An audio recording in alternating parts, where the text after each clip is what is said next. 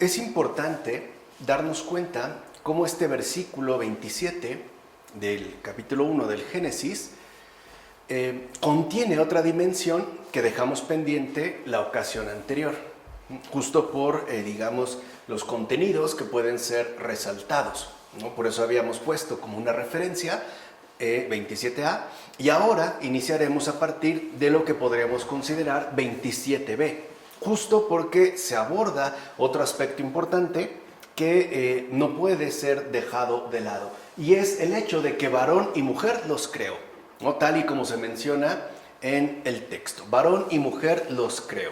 Entonces, lo primero que debemos de reconocer es que ambos, varón y la mujer, son imagen de Dios, los dos. O sea, ahí ya se les pone en una igualdad exacta de condición. Por eso hay una conjunción, varón y mujer los creó. Y por el simple hecho de que es Dios quien los creó, a los dos poseen ciertamente esta dignidad destacada. O sea, ambos son imágenes de Dios. Así pues, examinemos con cuidado estas expresiones y descubriremos que una cosa es haber sido hecho a imagen y otra lo que se muestra ahora en la miseria. O sea, en el caso de nuestra constitución humana, evidentemente hay un antes y un después. O como diría San Pablo, hay un hombre viejo y un hombre nuevo. Así como hay una mujer vieja y una mujer nueva. Dice la Escritura, Dios hizo al hombre, lo hizo a imagen de Dios. La creación de aquello que ha sido hecho a imagen ha alcanzado ya el fin. Después de la Escritura, prosigue el relato de la creación y dice, los hizo varón y mujer. Esto significa que el ser humano, entiéndase, la persona, cuando hablamos de persona, estamos hablando de la constitución humana como tal. Y por ende, cuando hablamos de persona, estamos hablando de varón y mujer. Por eso este padre de la iglesia afirma que cuando se nos dice, los hizo varón y mujer, esto significa que el ser humano, o sea, la persona, está dado en dos sexos. De hecho, la persona humana, el ser humano, está dado a partir de dos sexos, varón y mujer. Así pues, de cierto modo, hay una doble creación de nuestra naturaleza. O sea, nuestra naturaleza está dada en dos formas distintas, masculina y femenina. Es decir, aquella que nos hace a los dos semejantes a la divinidad y aquella que establece la distinción entre los sexos, como afirma Gregorio de Niza en Sobre la creación del hombre. Y tiene razón. O sea, en primer lugar, Dios nos crea ciertamente en base a una misma naturaleza, o sea, aquella que refleja la imagen y semejanza de su respectiva divinidad. Y no obstante, a pesar de que provenimos y compartimos, tanto hombres como mujeres, la misma naturaleza, repito, basada en la imagen y la semejanza de Dios, no obstante, también tenemos una naturaleza establecida a partir de la distinción de los sexos. O sea, somos lo mismo y no lo mismo. O, por utilizar esta luminosa expresión de Michel Henry, eso mismo que es lo otro, que puede ser aplicado indistintamente tanto al varón como a la mujer. Entonces tenemos una naturaleza idéntica, pero al mismo tiempo una distinción particular. Somos una persona, pues, en dos sexos, para que se entienda bien. Cuando hablamos de lo humano, del ser humano, estamos hablando de una sola persona en dos sexos. Tenemos, pues, esta distinción. Con esto se va a dejar en claro lo siguiente, que somos diferentes a la naturaleza misma de Dios, porque Dios no es compuesto. Nosotros sí. Nosotros estamos compuestos a partir de esta distinción de los dos sexos. Dios no. O sea, aunque hayamos sido hechos a imagen y semejanza suya, somos distintos. Para empezar, evidentemente porque somos criaturas, o sea, hechos por Él. Y en segundo lugar, porque esta misma constitución creatural, nos aporta una diferencia que no puede ser dejado de lado. No obstante, al decir varón y mujer los creo, también se va a afirmar algo importante, a saber, que nuestro hombre interior, fíjense, esto es dentro, digamos, de la fisonomía visible, ¿no? Lo exterior. Pero también con esto se afirma que nuestro hombre interior, o sea, nuestra humanidad interior, consta de espíritu y alma. O sea, nosotros también estamos constituidos por un varón y una mujer interior. Se dice hombre, varón, al espíritu, y el alma puede llamarse mujer. Si estos tienen entre sí mutua concordia y consenso, o sea, si están realmente bien acoplados uno al otro, el espíritu y el alma, por su misma unión crecen juntos. De hecho, lo que los hace crecer como tal es su respectiva unión. Y no solo eso, sino que se multiplican y engendran hijos. Así como de manera sexual, esto también se da gracias a la unión del hombre y la mujer. Es que se multiplican y engendran los hijos.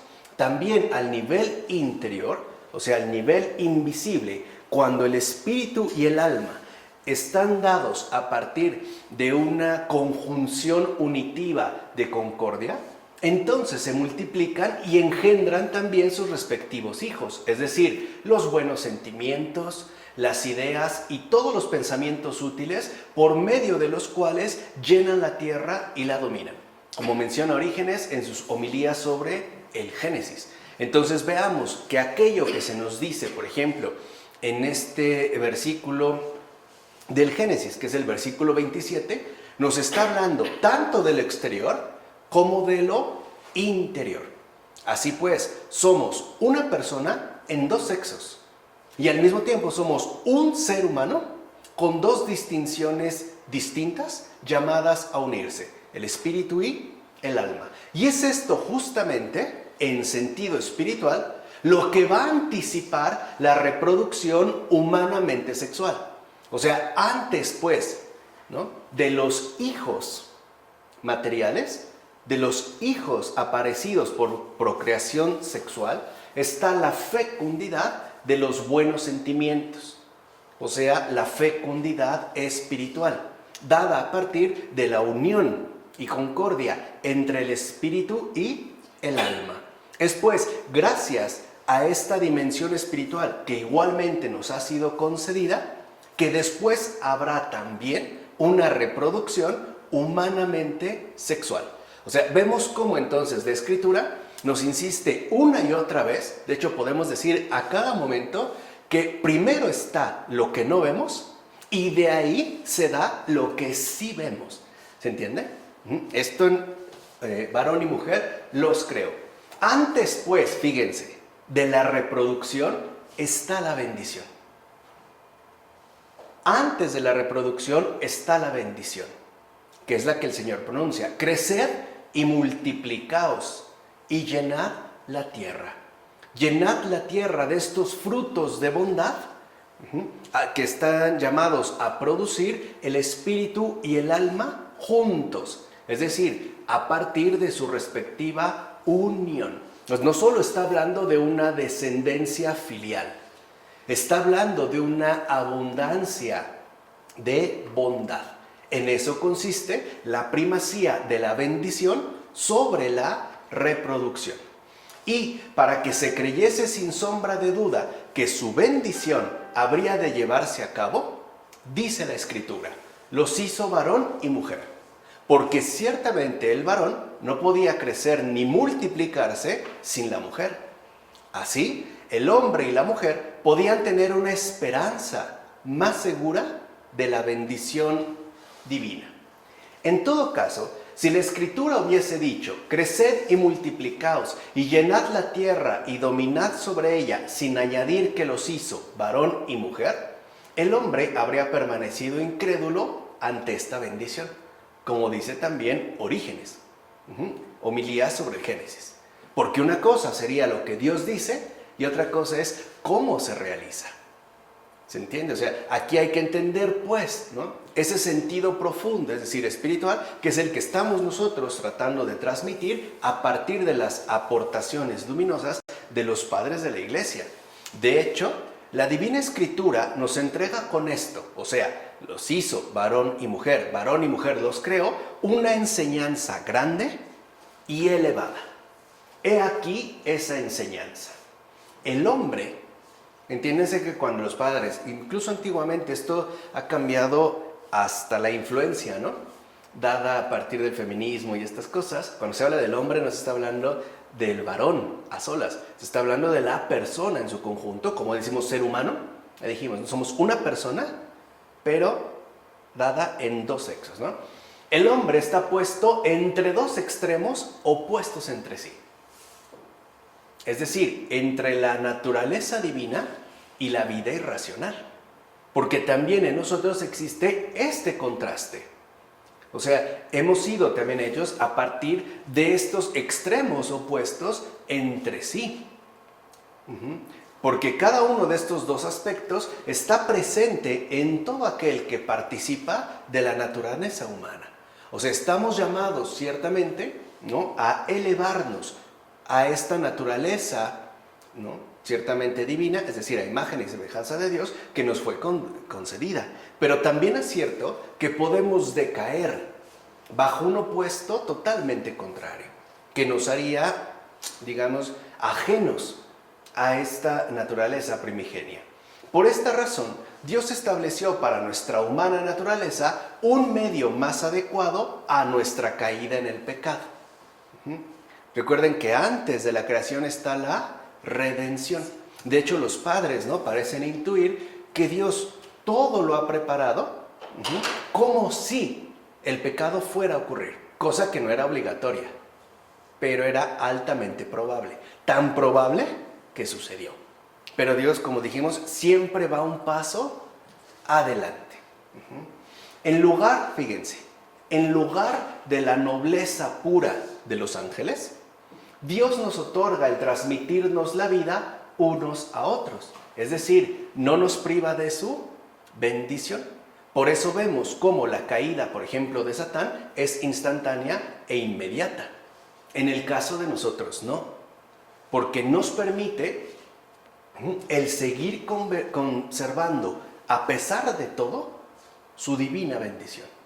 Es más, a pesar del pecado, nuestra respectiva reproducción, incluso sexual, no se ha eliminado.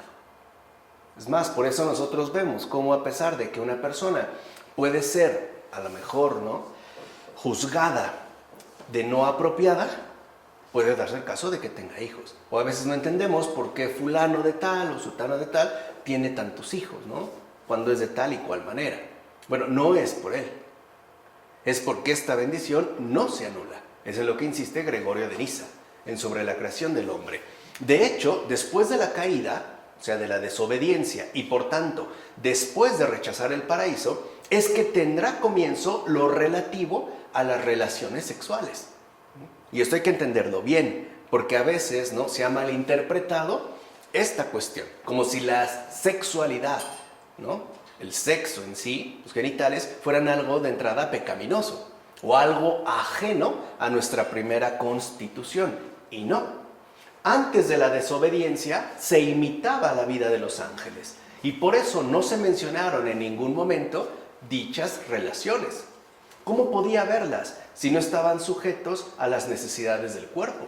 Porque ya se tenía esta gran fecundidad, pero la primacía lo tenía, ¿no?, la cuestión espiritual.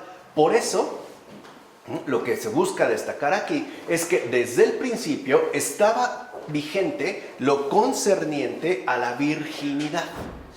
Digamos que esto era lo primario.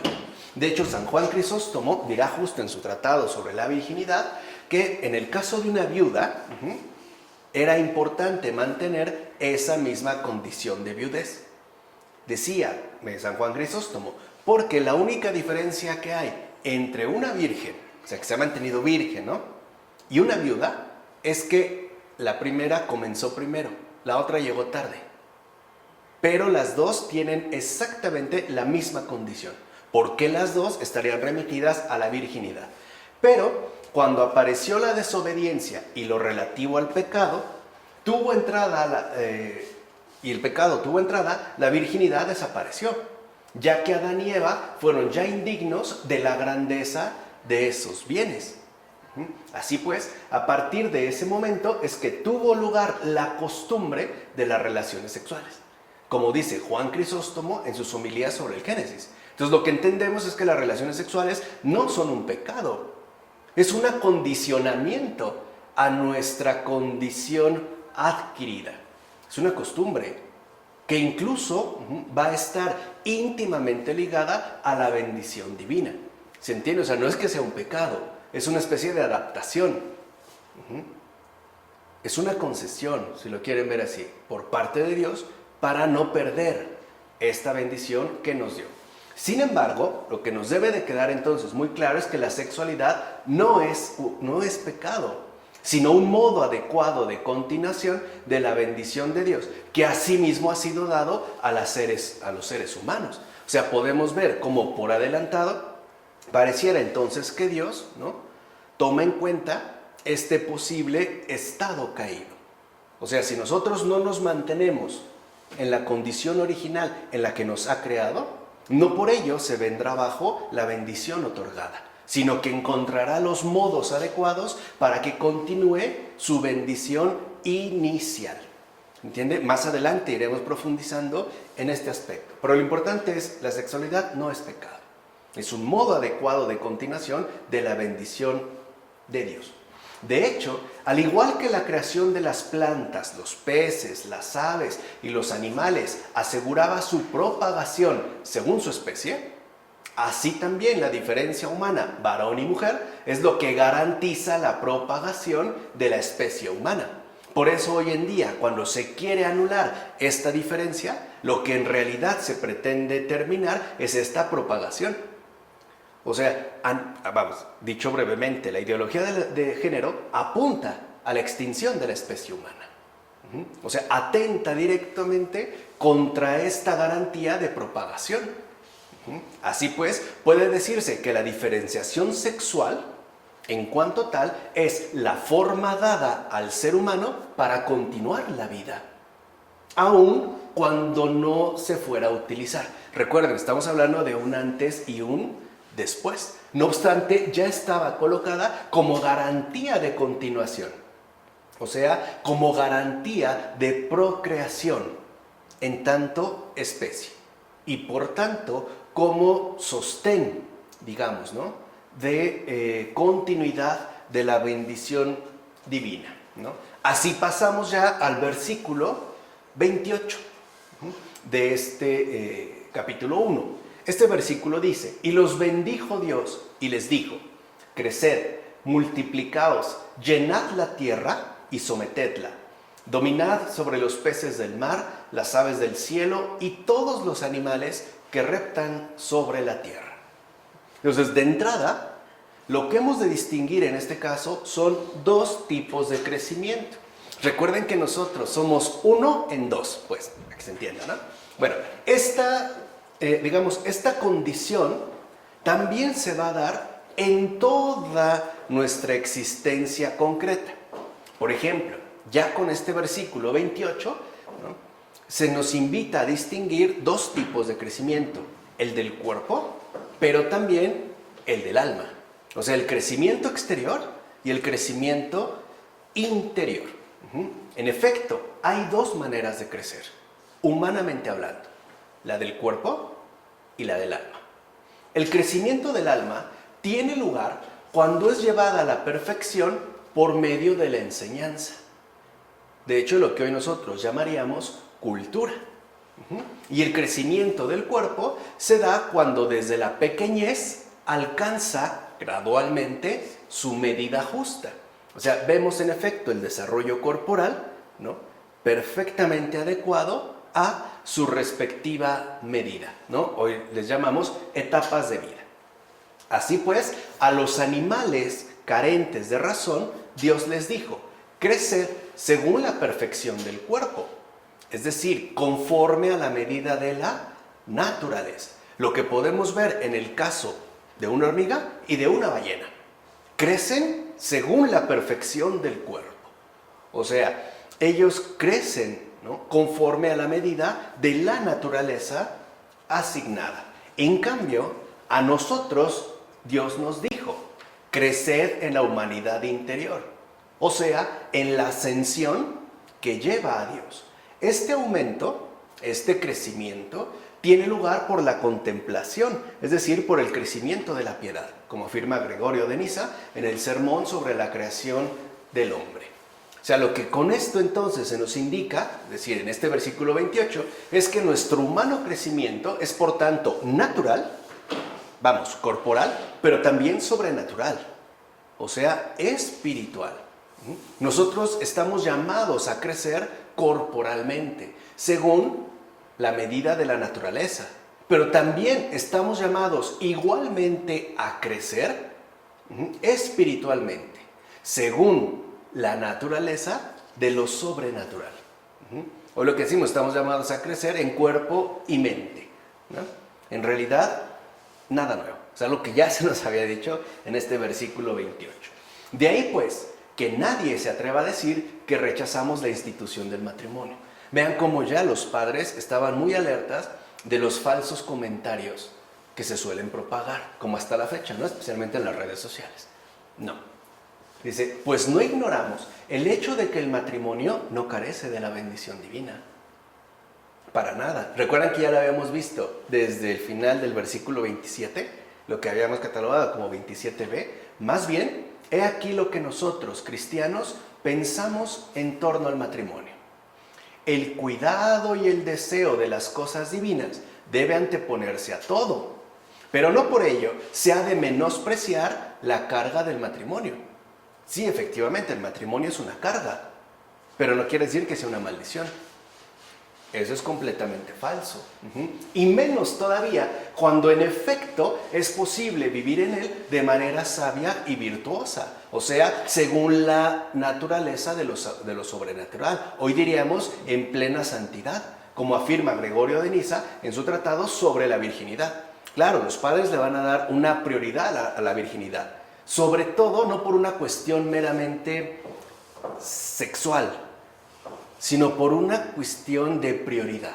O sea, si la virginidad fue lo primero, pues entonces esto debe tener un peso mayor. Aunque no necesariamente por ello se desprecie lo segundo, en este caso, el matrimonio. Tan es así, me parece que los padres, ¿no?, como decía Gregorio de Nisa, ¿no?, nosotros los cristianos, tienen razón al insistir o percatarse de que Dios también tiene modos diferentes para la santificación de una persona en este mundo. Y a grandes rasgos son dos. O bien en una consagración a Él, o sea, en virginidad y castidad, o bien en la escuela de santidad que llamamos matrimonio. Algunos a lo mejor, claro, a lo mejor los laicos como nosotros, o casados incluso, pues podemos hablar muy bien del matrimonio como escuela de santidad, o sea, como carga, ¿no? Como carga también dada. Para otros, a lo mejor un consagrado, será la virginidad. Pero lo importante es que son dos medios distintos para alcanzar la perfección deseada por Dios en cada uno de nosotros, ¿vale? Ahora bien, debemos tener claro lo siguiente: el crecimiento y la multiplicación humanas son en primer lugar espirituales y después también lo van a ser corporales.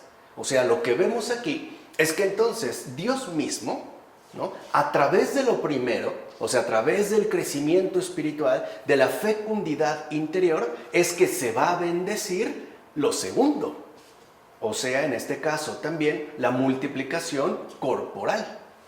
O sea, si lo tratáramos de aterrizar más a estos tiempos, podríamos decir que es gracias, pues, a la vida espiritual que se santifica también la procreación sexual. Van pues de la mano. Es lo que mencionaba en su momento Fabrice Ayash. No sé si lo recuerdan cuando dijo, él también es casado, ¿no?, el que no quería tener hijos y ahorita creo que tiene como 8. Para llegar al cielo, primero tengo que acostarme bien con mi esposa. Es esto, ahí está la confirmación de lo primero. ¿no? Hay una, pues gracias a lo primero, a lo espiritual, que también se va a bendecir entonces lo segundo. De hecho, aunque la verdadera fecundidad humana es espiritual, no olvidemos que aún no existían los hijos cuando cayeron los primeros padres. No existían. Esto no significa que la fecundidad corporal carezca de la gracia divina. O sea, que entonces se trate de una obra del pecado. Aquí el pecado no tiene nada que ver. De hecho, no tiene absolutamente nada que ver. Ciertamente, hay un antes y un después. Esto sí. O sea, se puede ver un estado antes de la caída y un estado posterior a la caída. Pero al final es Cristo quien ha garantizado la unión universal de todo.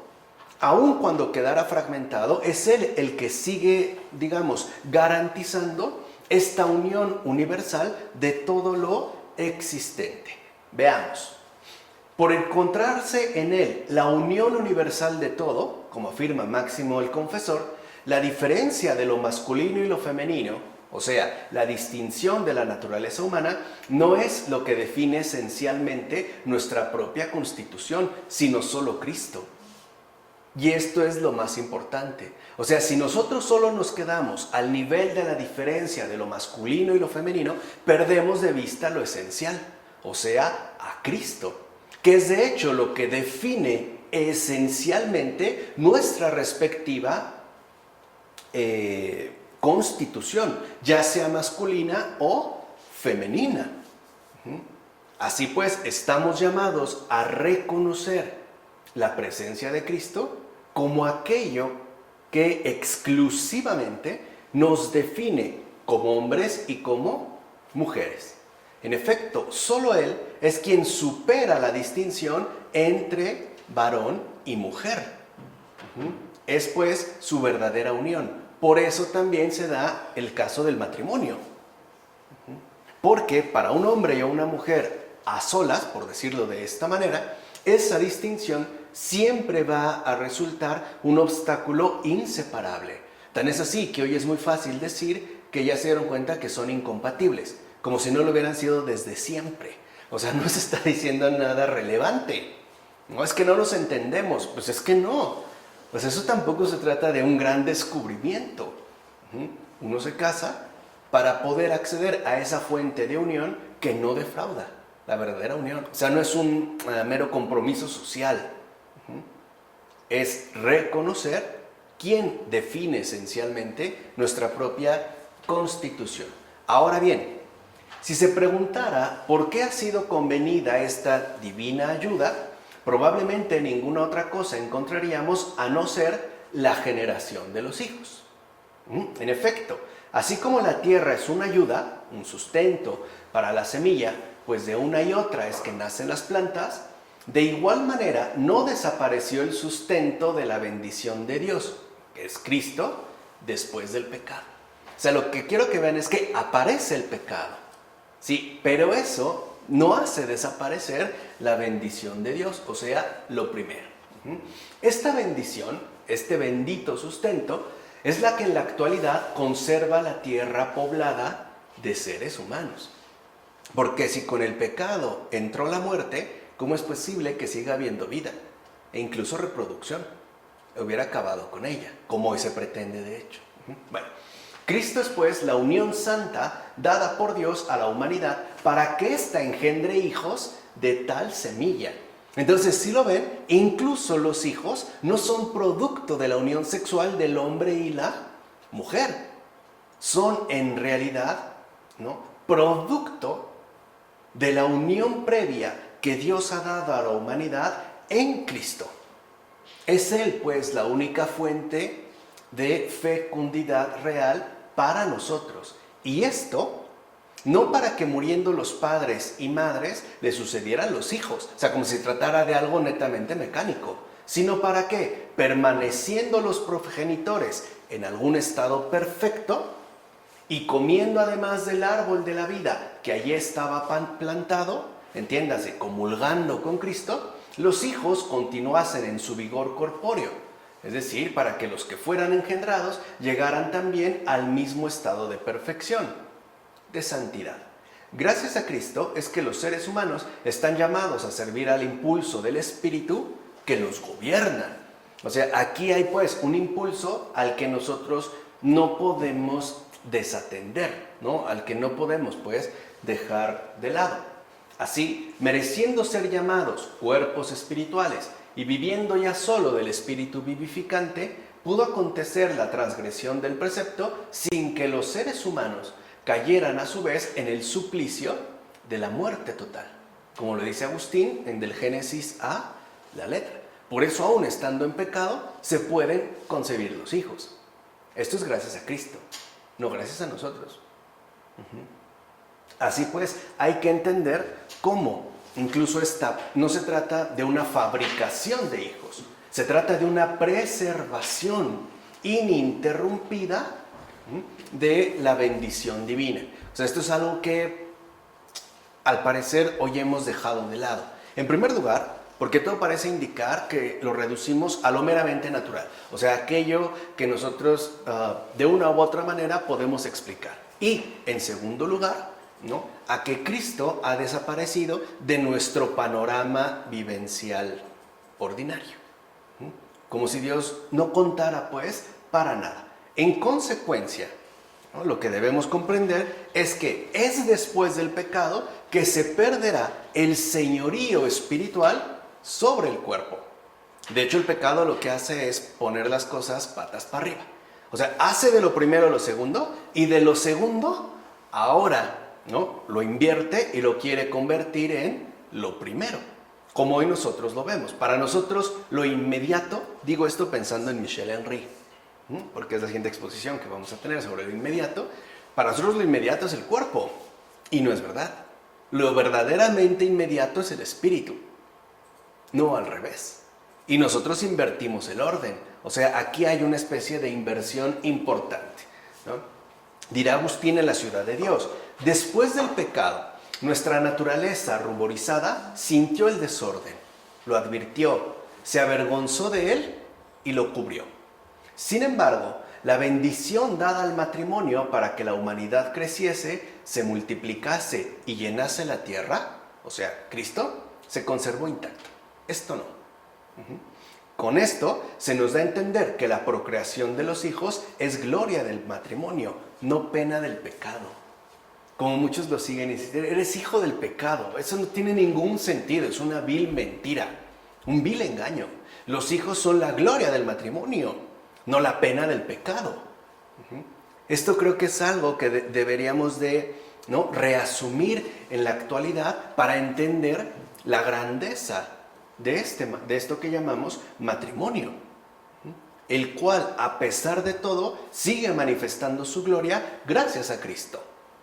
¿Entiende? Es como si una persona cayera y cayera en brazos de otro que lo sostiene. Este cayó, pero el sostén no se movió. Eso es justo lo que todavía vemos hasta estos tiempos. De fondo, entre la distinción varón y mujer, lo realmente importante es justo la unión universal de todo.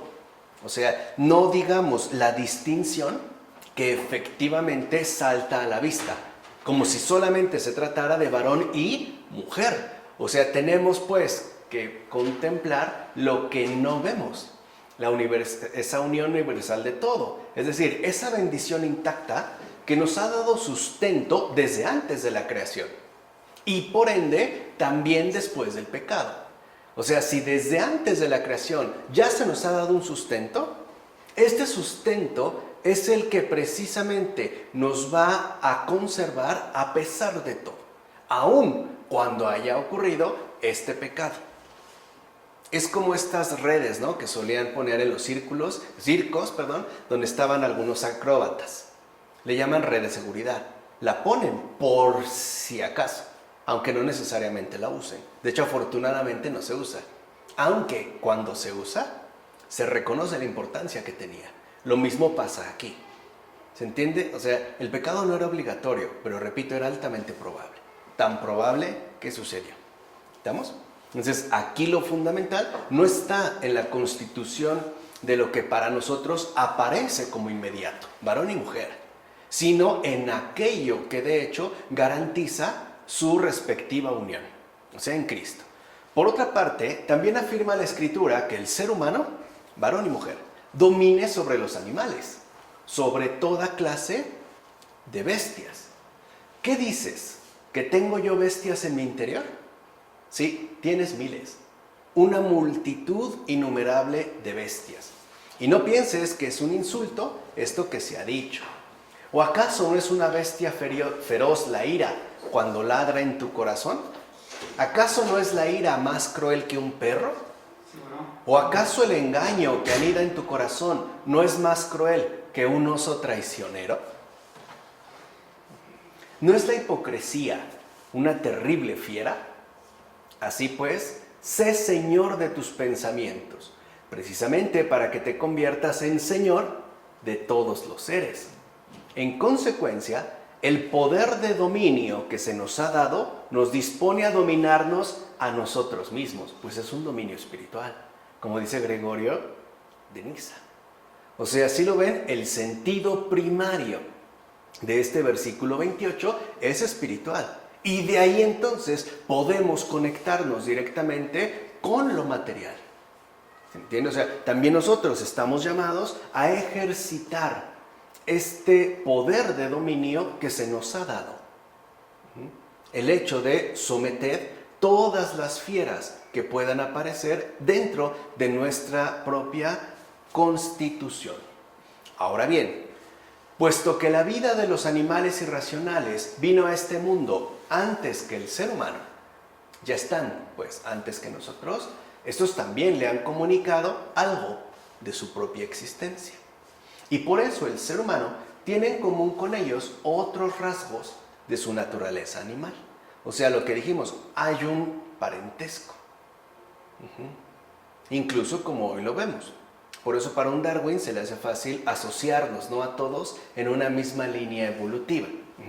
Pero la imagen de Dios, que recuerden es lo primero, no tiene nada que ver con la ira, ni el placer pasional, es un rasgo de la naturaleza superior. Y tampoco el miedo, la osadía, la avaricia de los grandes bienes y el odio a ser despreciado y otras cosas parecidas son características que pertenecen a Dios. En todo caso, estos rasgos los ha recibido la naturaleza humana de la naturaleza irracional después de la transgresión. O sea, ahí se nota el nivel, al menos para los padres, como menciona Gregorio de Nisa en el sermón sobre la creación del hombre, ¿no?, la gravedad de la caída en la que se ha incurrido. Hemos pues pasado de una naturaleza superior a una naturaleza inferior, irracional, en gran medida animal. Y por cierto, si esta no se frena, no solo se quedará en una expresión animal, sino puede convertirse en algo bestial. Por ejemplo, pensar a una persona que se estuviera comiendo a un bebé vivo, a mordidas. Eso diríamos, ni un animal lo hace. Ahí vemos ya el nivel o la gravedad de la caída. Así pues, la similitud con los animales es consecuencia de nuestra caída. No que Dios haya tomado de hechos para completarnos, ¿no?, como si fuéramos una especie de obras evolutivas que poco a poco alcanzaron su estado actual. No, esta similitud, o sea, esta bajeza, entiéndase, no en detrimento de los animales, sino en relación a la caída, ¿no?, es, digamos, se ha producido a partir de nuestro derrumbe hacia lo más bajo de nuestra propia constitución humana.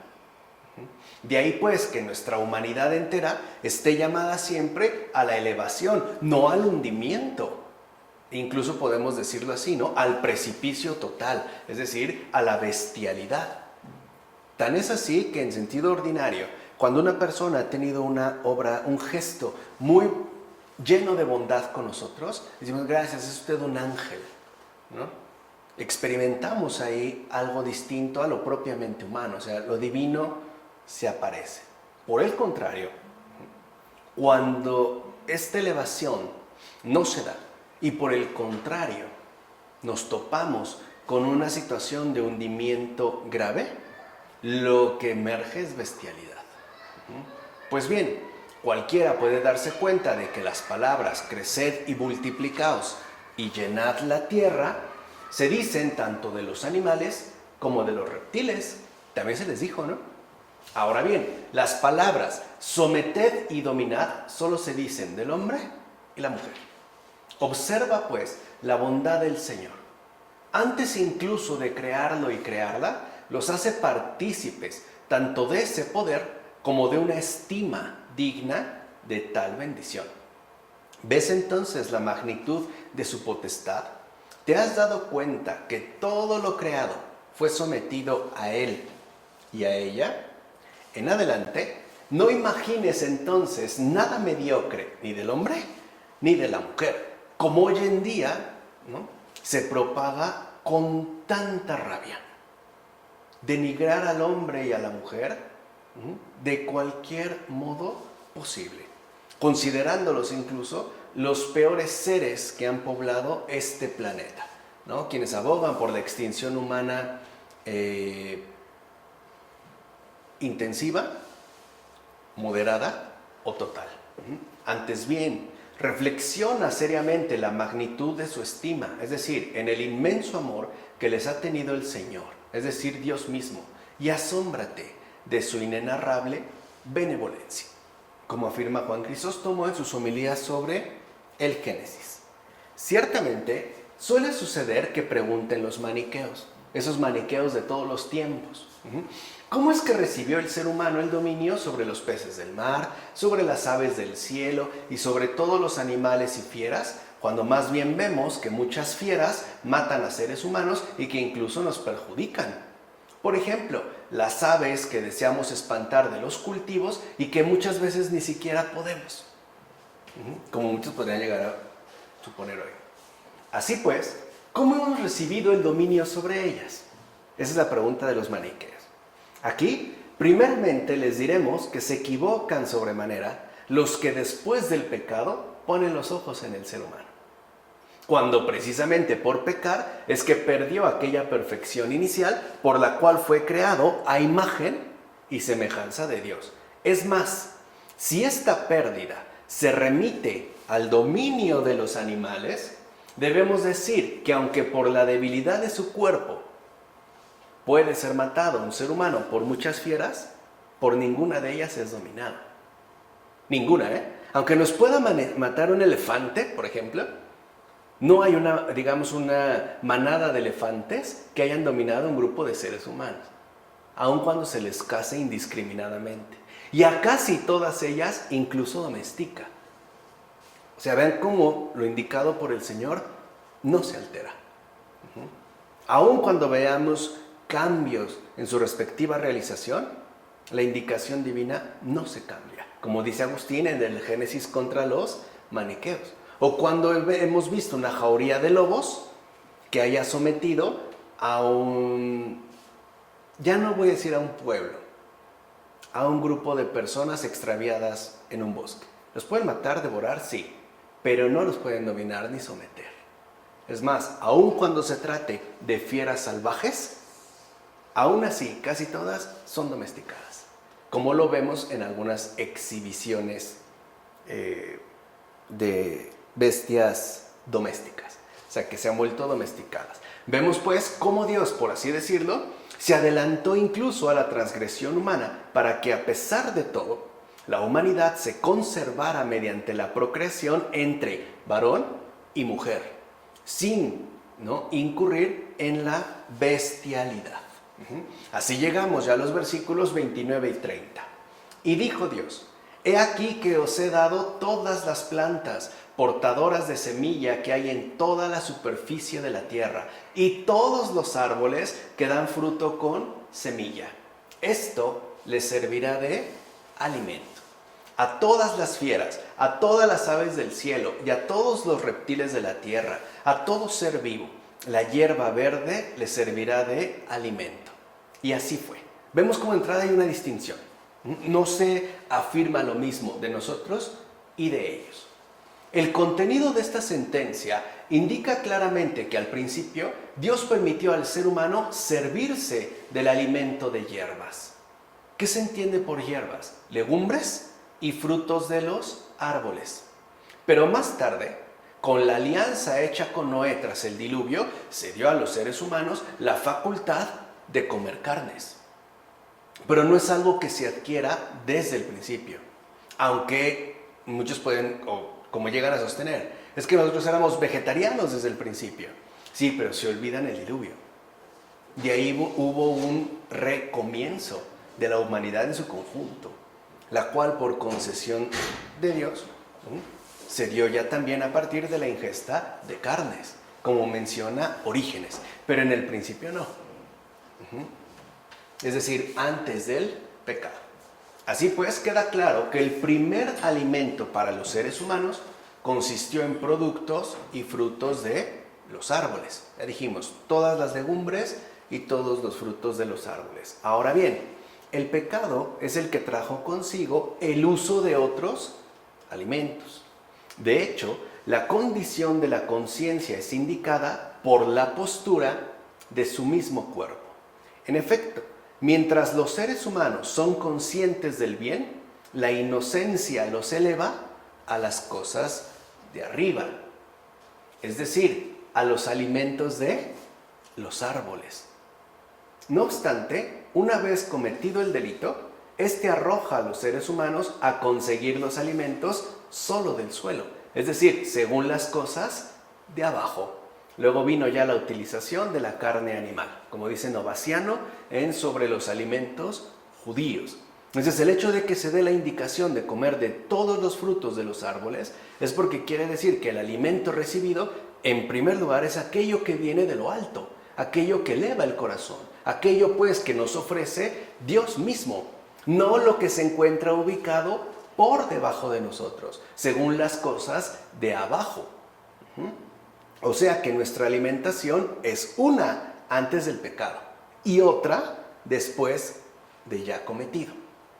Acuérdense, no podemos hacer una especie de sucesión ininterrumpida. Hay claramente un antes y un después. Por otra parte, es cierto que también observamos que muchos animales no se alimentan de frutos. ¿Qué frutos tiene la pantera para alimentarse? ¿O qué fruto puede hacer fuerte al león? Ellos, sin embargo, cuando estaban sometidos a la ley de la naturaleza, se alimentaban también de frutos.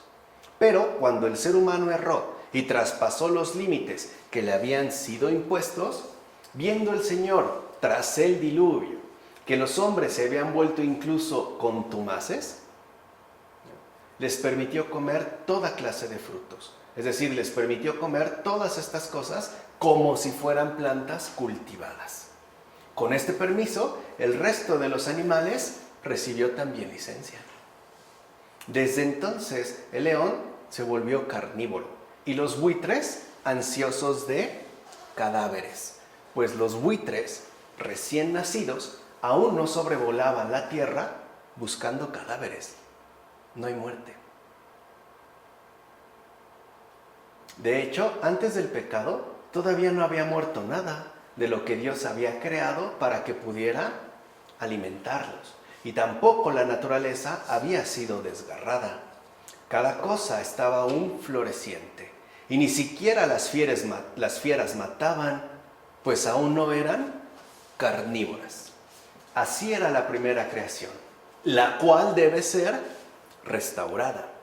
Entonces el ser humano volverá a su estado original, alejándose de toda maldad, de esta vida de tantas inquietudes y de la esclavitud que comporta la búsqueda de alimento. Porque sí, para nosotros es una dura esclavitud, es algo que nos puede llegar a atormentar e incluso enloquecer.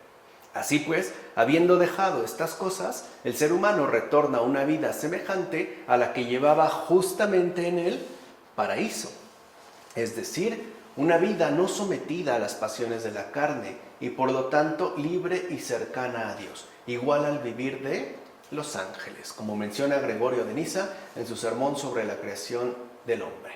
Así pues, el varón y la mujer, al principio, usan los mismos alimentos que los restantes animales, ya que en ellos encuentran el sustento conveniente a la naturaleza de su cuerpo. Hoy, por ejemplo, hay personas que pueden decirse completamente veganas, pero es un hecho, incluso ya perfectamente bien fundamentado, que el cuerpo también requiere proteínas. Por eso necesitan sustitutos. Y al final, la proteína vegetal, por ejemplo, la soya, no compensa la falta de la proteína animal. La puede más o menos intentar sustituir, pero en realidad no la compensa. Es más, hay productos que nosotros, ya netamente vegetales, sobre todo granos, que no logramos digerir. Incluso una lechuga. Por ejemplo, la ingesta de mucha lechuga nos puede ser terriblemente perjudicial. Aunque digan, comer sano, sí, pero ¿qué tan conveniente es a la naturaleza de nuestro cuerpo después del pecado? Un cuerpo que, aunque en cierto sentido es inmortal, es también animal. Y por eso necesita tanto del alimento para no perecer de inanición, como del árbol de la vida para no morir de vejez. En todo caso, lo que de ninguna manera se puede imaginar es que en aquel vergel de plena felicidad la carne luchase contra el espíritu y el espíritu luchase contra la carne. O sea, lo que no podemos suponer es que las cosas eran ya como hoy sí son. Cierto es que en el Edén no existía la concupiscencia, aunque en aquel estado de vida sí existía cuanto era necesario para el sustento de todos los miembros del cuerpo. Es decir, todo lo necesario para que pudiera realizar sus respectivas funciones, pero eso sí, sin ningún movimiento concupisciente, como menciona Agustín en su réplica a Juliano. Pasamos pues al versículo 31. Y vio Dios todo lo que había hecho. Y he aquí que era muy bueno. Hubo tarde y hubo mañana, día sexto. Toda la creación en su conjunto, y no solo en cada una de sus partes, es aclamada como muy buena. Y notemos algo importante. De hecho, muy buena, o sea, se trata de la séptima exclamación de Dios, que conjuga y resume absolutamente todo. ¿Cómo es todo? Absolutamente todo. En sus partes y en su conjunto, lo que Dios ha hecho, muy bueno. No solo bueno, es muy bueno. A final de cuentas, con esta séptima exclamación de Dios, se deja en claro que en el mundo que Él ha hecho no hay nada malo. Nada. Pues todo es bueno y bello. En efecto, cuando Dios habla de todas las cosas que ha hecho, era poco decir que eran buenas. Y por eso añadió muy. De hecho, si las obras de Dios son consideradas una por una, ¿no? Con suma atención y prudencia, se halla que todas están formadas, cada una en su especie, con apropiadas medidas. Es decir, con formas exactas y orden espléndido. Si hasta la fecha nos puede sorprender cualquiera de estos, decía Chesterton, animales fantásticos que Dios ha creado. Desde una termita hasta un rinoceronte, una flor, un topo, una araña, etc. Pues bien, ¿cuánto más lo estarán entonces todas juntas? Si hay personas que se admiran de la perfección de una abeja o de la función que puede realizar un órgano, imagínense todas juntas. Esto es, el mismo universo que se constituye con la reunión de cada una en un todo. Porque toda hermosura que consta de partes es mucho más laudable en el todo que en la parte. Claro, imagínense si por ejemplo nos admiráramos de una abeja. ¿Qué pasaría de todo el reino animal? Por no hablar ya, digamos, de todos los insectos. Vemos cómo se hace mucho más laudable, admirable. Justo como de hecho acontece también en el cuerpo humano. Agustín lo dice en del Génesis contra los maniqueos. A final de cuentas, todo lo creado encuentra su respectiva similitud en su creador. Nadie duda que Dios mismo es originariamente bueno. Cierto es que las realidades pueden decirse semejantes a Dios en muchos sentidos. Unas han sido creadas según la virtud y la sabiduría, precisamente porque en Dios está la virtud y la sabiduría increadas. Otras realidades son similares a Él solamente en cuanto que viven, porque Dios vive soberana y originalmente. Por eso las realidades que existen simplemente es decir, sin que vivan ni entiendan, también son buenas en su propio orden. Pues Dios es bueno sobre todas las cosas y por ende es por Él, por quien todas las cosas son buenas. Lo dice Agustín en sobre 83 diversas cuestiones. O sea, cuando Dios dice es muy bueno, nos invita a verle a Él en la realización dada, pero sin brincárnosla. O sea, a partir de esto concreto que nos ha dado, descubrirle también a Él, admirarle pues a Él. Es un poco lo que le pasó al gran San Francisco de Asís, ¿no? Cuando se ponía a llorar y se tapaba los oídos, gritándole a las flores, al pasto, que ya se callara, ¿no?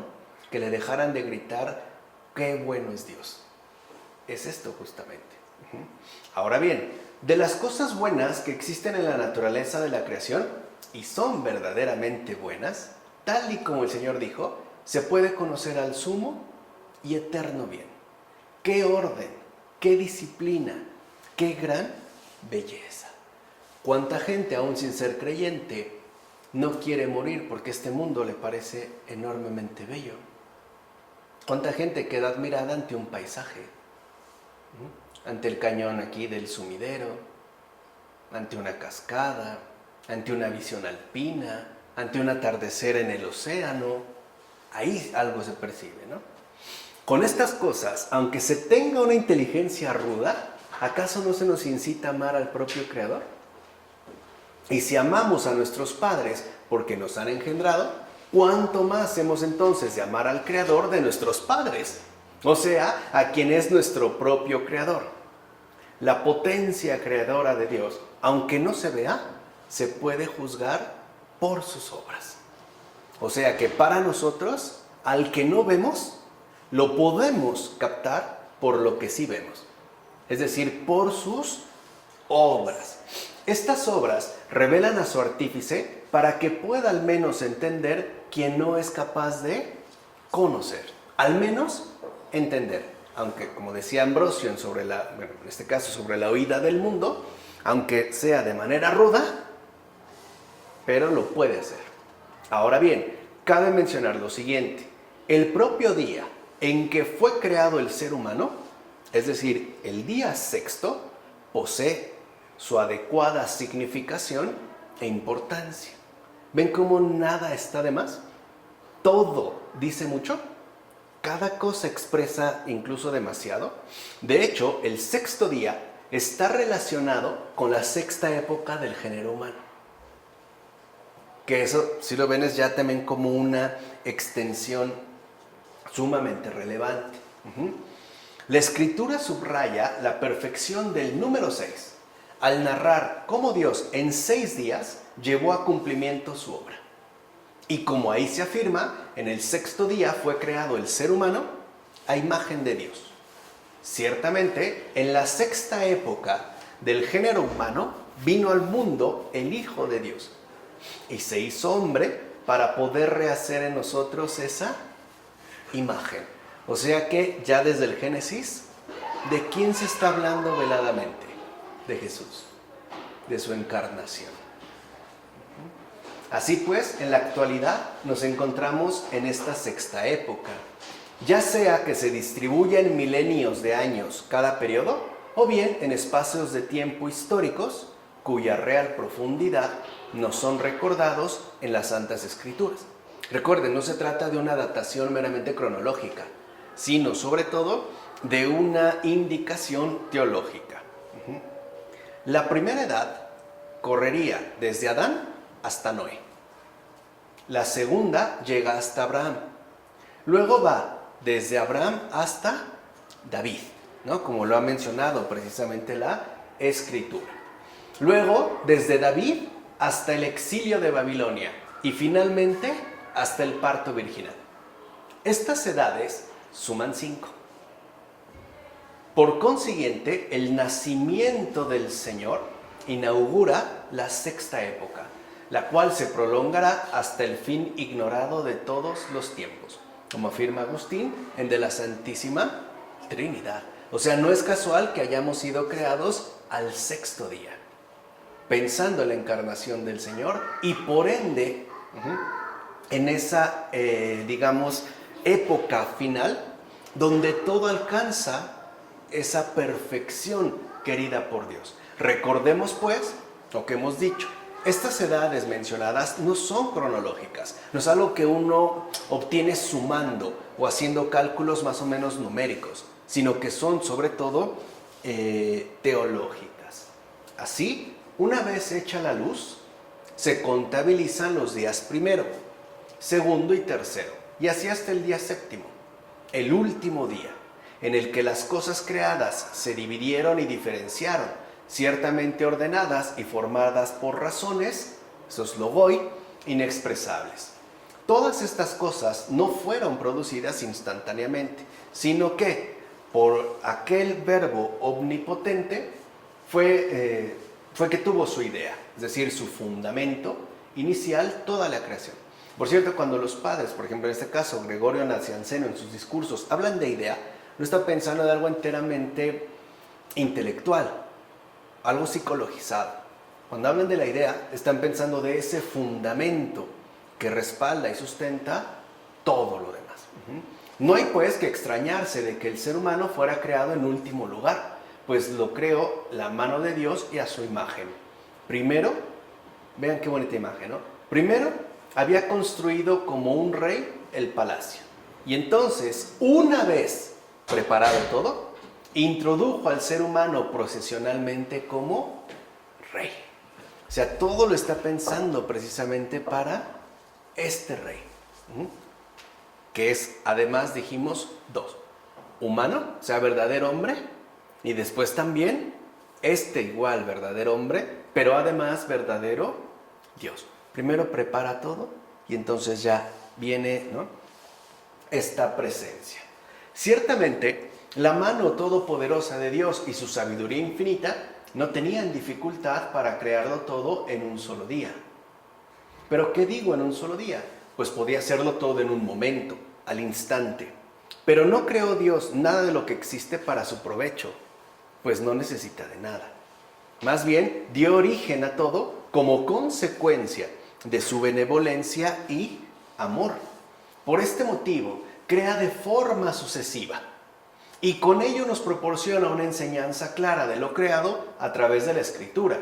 ¿Justo para qué? Después de haberlo aprendido con exactitud, no cayéramos en el error de los que se mueven con meros razonamientos humanos, como afirma Juan Crisóstomo en sus homilías sobre el Génesis. Entonces no creamos que esto corresponde de manera exacta a nuestra humana datación o a nuestro humano modo de comprender las cosas. En este caso en particular, no lo que se nos relata en estos versículos, sino para que nosotros entendamos ese sentido profundo que posee la Escritura y que de hecho no se ajusta, o mejor dicho, es tan grande que no se puede ceñir a nuestros meros razonamientos humanos. Tiene pues una extensión infinitamente mayor. Así pues, ya la siguiente ocasión, con esto terminamos finalmente el capítulo 1 en sus respectivos versículos, es decir, los que hemos finalmente recorrido. La siguiente ocasión vamos a dar inicio ya al capítulo 2, los versículos 1 a 3. Recuerden que, ¿no?, el título general que habíamos dado al principio es la creación, el inicio de la creación. Aquí el tema central que recorrerá, digamos, o que estará como presente de manera fundamental, es este hecho de que Dios descansa el séptimo día. ¿Qué significa esto? Ya lo iremos viendo la siguiente vez. En nombre del Padre, del Hijo, del Espíritu Santo. Amén.